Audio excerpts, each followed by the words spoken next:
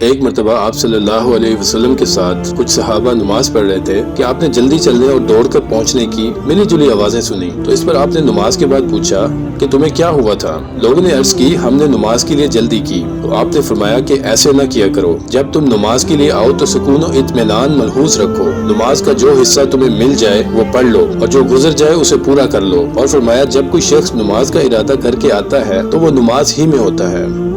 حضرت عبداللہ بن مسعود رضی اللہ عنہ سے روایت کی گئی، انہوں نے کہا میں نے پوچھا اے اللہ کے نبی کون سا عمل جنت سے زیادہ قریب کر دیتا ہے؟ تو اس پر آپ صلی اللہ علیہ وسلم نے فرمایا نمازیں اپنے اپنے اوقات پر پڑھنا۔ میں نے پوچھا اور کیا؟ آپ نے فرمایا والدین کے ساتھ حسن سلوک کرنا۔ میں نے پوچھا اور کیا؟ تو آپ نے فرمایا اللہ کی راہ میں جہاد کرنا۔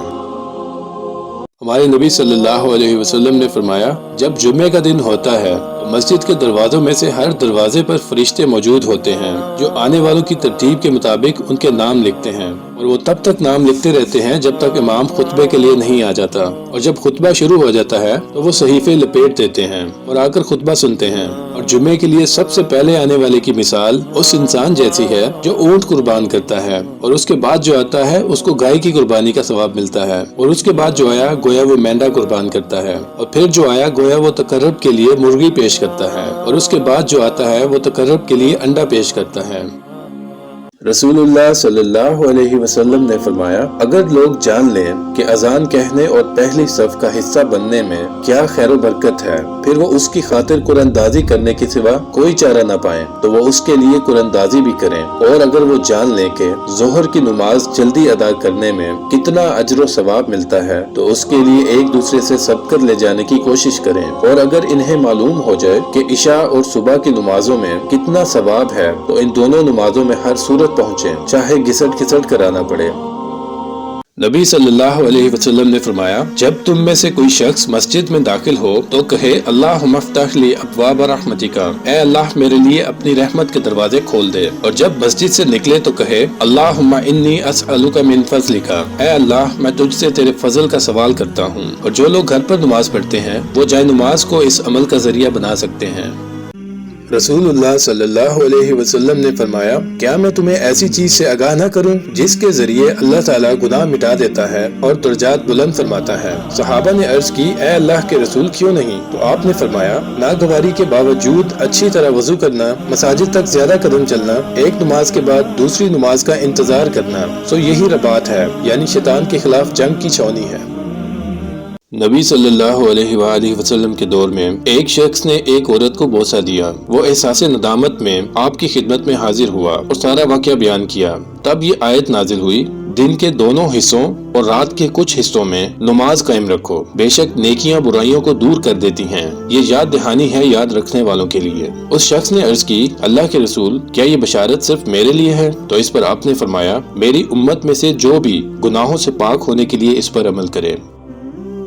حضرت عثمان بن ابی العاص رضی اللہ عنہ نبی صلی اللہ علیہ وآلہ وسلم کی خدمت میں حاضر ہوئے اور عرض کی اللہ کے رسول شیطان میرے اور میری نماز اور میری قرات کے درمیان حائل ہو گیا ہے، وہ اسے مجھ پر گڑ بٹ کر دیتا ہے۔ اس پر آپ صلی اللہ علیہ وآلہ وسلم نے فرمایا یہ ایک شیطان ہے جسے خنزب کہا جاتا ہے، جب تم اس کو محسوس کرو تو اس سے اللہ کی پناہ مانگو اور اپنے بائیں جانب 3 بار تھتکار دو۔ انہوں نے کہا میں نے یہی کیا تو اللہ نے اسے مجھ سے دور کر دیا۔ ایک مرتبہ آپ صلی اللہ علیہ وسلم نے فرمایا جب تم مؤذن کو سنو تو اسی طرح کہو جیسے وہ کہتا ہے، پھر مجھ پر درود بھیجو، کیونکہ جو مجھ پر ایک دفعہ درود بھیجتا ہے اللہ تعالیٰ اس کے بدلے میں اس پر 10 رحمتیں نازل فرماتا ہے۔ پھر اللہ تعالیٰ سے میرے لیے وسیلہ مانگو، کیونکہ وہ جنت میں ایک مقام ہے جو اللہ کے بندوں میں سے صرف ایک بندے کو ملے گا، اور مجھے امید ہے وہ میں ہوں گا، چنانچہ جس نے میرے لیے وسیلہ طلب کیا اس کے لیے میری شفاعت واجب ہو گئی۔ رسول اللہ صلی اللہ علیہ وسلم نے فرمایا جب مؤذن اللہ اکبر کہے تو تم میں سے ہر ایک اللہ اکبر کہے، پھر وہ کہے اشہد ان لا الہ الا اللہ تو وہ بھی کہے اشہد ان لا الہ الا اللہ، پھر اشہد ان محمد الرسول اللہ کہے تو وہ بھی اشہد ان محمد الرسول اللہ کہے، پھر وہ حی علی الصلاۃ کہے تو وہ لا حول ولا قوۃ الا باللہ کہے، پھر مؤذن حی علی الفلاح کہے تو وہ لا حول ولا قوۃ الا باللہ کہے، پھر مؤذن اللہ اکبر کہے تو وہ بھی اللہ اکبر کہے، پھر مؤذن لا الہ الا اللہ کہے تو وہ بھی اپنے دل سے لا الہ الا اللہ کہے تو وہ جنت میں داخل ہوگا۔ رسول اللہ صلی اللہ علیہ وسلم نے فرمایا، جب تم میں سے کوئی اپنی مسجد میں نماز باجماعت ادا کر لے تو اپنی نماز میں سے اپنے گھر کے لیے بھی کچھ حصہ رکھے، کیونکہ اللہ اس کے گھر میں اس کے نماز پڑھنے کی وجہ سے خیر و بھلائی رکھے گا۔ آپ نے فرمایا، اس گھر کی مثال جس میں اللہ کا ذکر کیا جاتا ہے اور اس گھر کی مثال جس میں اللہ کو یاد نہیں کیا جاتا زندہ اور مردہ جیسی ہے۔ ایک اور جگہ پر آپ نے ارشاد فرمایا، اپنے گھروں کو قبرستان نہ بناؤ، شیطان اس گھر سے بھاگتا ہے جس میں سورہ بقرہ پڑھی جاتی ہے۔ نبی کریم صلی اللہ علیہ وسلم سے روایت کی گئی، آپ نے فرمایا، فجر کی 2 رکعتیں دنیا اور جو کچھ دنیا میں ہے اس سے بہتر ہیں۔ حضرت ابو ہریرہ رضی اللہ عنہ سے حدیث بیان کی گئی، انہوں نے کہا، مجھے میرے خلیل نبی صلی اللہ علیہ وسلم نے 3 چیزوں کی تلقین فرمائی، ہر ماہ 3 روزے رکھنے کی، چاشت کی 2 رکعتوں کی، اور اس بات کی کہ سونے سے پہلے وتر پڑھ لیا کروں۔ حضرت ابو ہریرہ رضی اللہ عنہ نے رسول اللہ صلی اللہ علیہ وسلم سے سنا، آپ نے فرمایا، تم کیا سمجھتے ہو اگر تم میں سے کسی کے گھر کے سامنے نہر ہو جس سے وہ ہر روز 5 مرتبہ نہاتا ہو، کیا اس کے جسم کا کوئی میل کچیل باقی رہ جائے گا؟ تو اس پر صحابہ نے عرض کی، اس کا کوئی میل کچیل باقی نہیں رہے گا۔ چنانچہ آپ نے فرمایا، یہی 5 نمازوں کی مثال ہے، اللہ تعالیٰ ان کے ذریعے سے گناہوں کو صاف کر دیتا ہے۔ ہمارے نبی صلی اللہ علیہ وسلم نے فرمایا، جب رات کا آدھا یا 2/3 حصہ گزر جاتا ہے، یعنی تہجد کا وقت شروع ہو جاتا ہے، جو کہ دعا کی قبولیت کے لحاظ سے سب سے موزوں وقت ہے، جس میں دعائیں قبول کی جاتی ہیں، کیونکہ اللہ تبارک و تعالیٰ آسمان دنیا پر نزول فرماتا ہے اور کہتا ہے، کیا کوئی مانگنے والا ہے کہ اسے دیا جائے؟ کیا کوئی دعا کرنے والا ہے کہ اس کی دعا قبول کی جائے؟ کیا کوئی بخشش کا طلبگار ہے کہ اسے بخش دیا جائے؟ حتیٰ کہ صبح پھوٹ پڑتی ہے۔ رضی اللہ عنہ سے ایک حدیث بیان کی گئی، انہوں نے کہا کہ میں نے رسول اللہ صلی اللہ علیہ وسلم کو منافق کی نماز کے بارے میں فرماتے ہوئے سنا کہ آپ نے فرمایا کہ وہ عصر کے وقت بیٹھا ہوا سورج کو دیکھتا رہتا ہے، یہاں تک کہ جب وہ زرد پڑھ کر شیطان کے 2 سینگوں کے درمیان چلا جاتا ہے، یعنی نماز کو اتنا لیٹ کر دیتا ہے کہ جب سورج غروب ہونے کو آ جاتا ہے تو کھڑا ہو کر اس نماز کی 4 ٹھونکے مار دیتا ہے، مطلب بہت تیزی سے نماز پڑھتا ہے اور خشوع و خضوع کے ساتھ ادا نہیں کرتا، اور اس میں اللہ کو بہت ہی کم یاد کرتا ہے، مطلب اس کا دھیان اللہ کی طرف یا نماز کی طرف نہیں ہوتا۔ ہمارے نبی صلی اللہ علیہ وسلم نے فرمایا، جو لوگ ہم سے پہلے تھے اللہ تعالیٰ نے انہیں جمعے کی رات سے ہٹا دیا، اس لیے یہود کے لیے ہفتے کا دن اور نصارہ یعنی کرسچنز کے لیے اتوار کا دن مختص کر دیا گیا، جن میں وہ اپنی عبادات کرتے ہیں۔ پھر اللہ تعالیٰ ہمیں اس دنیا میں لایا اور جمعے کے دن کی طرف ہماری رہنمائی فرمائی، تو گویا اللہ تعالیٰ نے جمعہ، پھر ہفتہ اور پھر اتوار، یہ 3 دن رکھے جس میں تینوں بڑی امتوں کے لیے عبادت کے دن مختص کیے گئے، اور ان تینوں دنوں میں سے جمعے کے دن کی اہمیت سب سے زیادہ ہے، کیونکہ حضرت آدم علیہ السلام کو جمعے کے دن جنت میں اتارا گیا، اور وہ جمعے کا دن ہی تھا جب ان کو جنت سے نکالا گیا تھا، اور جمعے کے دن ہی قیامت قائم ہوگی۔ تو آپ نے فرمایا، جس طرح وہ عبادت کے دنوں میں ہم سے پیچھے ہیں، اسی طرح قیامت کے دن بھی وہ ہم سے پیچھے ہوں گے۔ اس دنیا میں ہم سب کے بعد والی امت ہیں، اور قیامت کے دن سب سے پہلے ہوں گے، یعنی جن کا فیصلہ باقی مخلوقات سے پہلے کر دیا جائے گا، اور سب سے پہلے جنت میں داخل کیے جائیں گے انشاءاللہ۔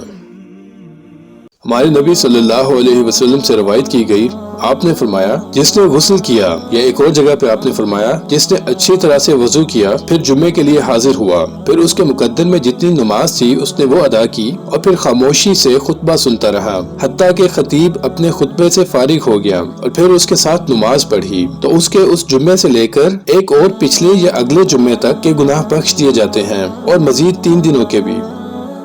حضرت ابو ہریرہ رضی اللہ عنہ نے نبی صلی اللہ علیہ وسلم سے روایت کی، حضور نے فرمایا، سب کے ساتھ مل کر نماز پڑھنا اکیلے انسان کی نماز سے 25 درجے افضل ہے۔ آپ نے مزید فرمایا، رات کے فرشتے اور دن کے فرشتے فجر کی نماز میں جمع ہوتے ہیں۔ حضرت ابو ہریرہ رضی اللہ عنہ نے کہا، تم چاہو تو یہ آیت پڑھ لو جو اس بات کی تصدیق کرتی ہے، اور فجر کے وقت قرآن پڑھنا، بلا شبہ فجر کی قرات میں حاضری دی جاتی ہے، یعنی وہ فرشتوں کی حاضری کا وقت ہوتا ہے، اور عبادت کے لحاظ سے، دعاؤں کی قبولیت کے لحاظ سے، اور قرآن کی تلاوت اور اس کو سمجھنے کے لحاظ سے سب سے موزوں وقت ہے۔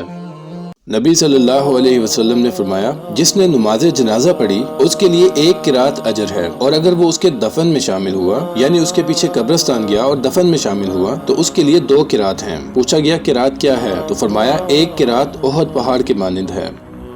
حضرت عائشہ رضی اللہ عنہا سے روایت کی گئی کہ آپ صلی اللہ علیہ وسلم نے فرمایا، کوئی بھی مسلمان جو فوت ہو جائے اور اس کی نماز جنازہ مسلمانوں کی ایک جماعت جن کی تعداد 100 تک پہنچتی ہو وہ ادا کرے، اور وہ سب اس کی سفارش کریں، تو اس کے بارے میں ان کی سفارش قبول کر لی جاتی ہے۔ اللہ تعالیٰ سے دعا ہے کہ تمام مسلمان جو اس دنیا سے جا چکے ہیں سب کی بخشش فرمائے، اور جو مسلمان اس دنیا میں ہیں سب کو ہدایت عطا فرمائے۔